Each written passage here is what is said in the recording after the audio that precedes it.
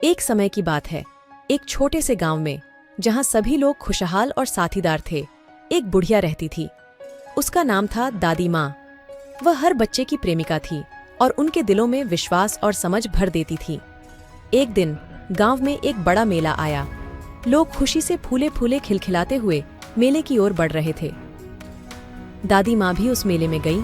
मेले में पहुंचकर दादी माँ एक गुलाब के गुच्छे की खिड़की में एक छोटी सी लड़की को देखती हैं।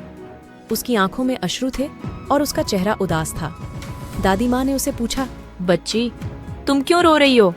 लड़की ने जवाब दिया, मुझे एक खिलौना चाहिए, लेकिन मेरे पास पैसे नहीं हैं। दादी माँ ने उसके हाथ में एक सुंदर सा गुलाब का गुच्छा दिया और कहा, यह गुलाब तुम्हारा खिलौना है। लड़की ने धन्यवाद कहा और दादी माँ के साथ खुशी खुशी मेले को घूमने चली गई। थोड़ी देर बाद गांव में अचानक एक भयंकर तूफान आया। पेड़ पौधे झुलस रहे थे और लोग डर के मारे भाग रहे थे। दादी माँ ने खिड़की से बाहर देखा और देखा कि लड़की उस गुलाब के गुच्छे के साथ खुशी खुशी खेल रही है। यह देखकर उसने समझा कि गुलाब उस लड़की के लिए कितना महत्वपूर्ण है। वह तत्पश्चात गांव वालों को संबोधित करते हुए बोली, इस बड़े तूफान में भी हमें एक दूसरे का साथ देना चाहिए। सभी लोगों ने मिलकर काम किया और गांव को तूफान के बाद बचाया। गांव में शांति और सुख के दिन वापस आ गए। दादी माँ ने सबको यह सिखाया कि छोटी छोटी चीजों का महत्व हमें कभी भूलना नहीं चाहिए।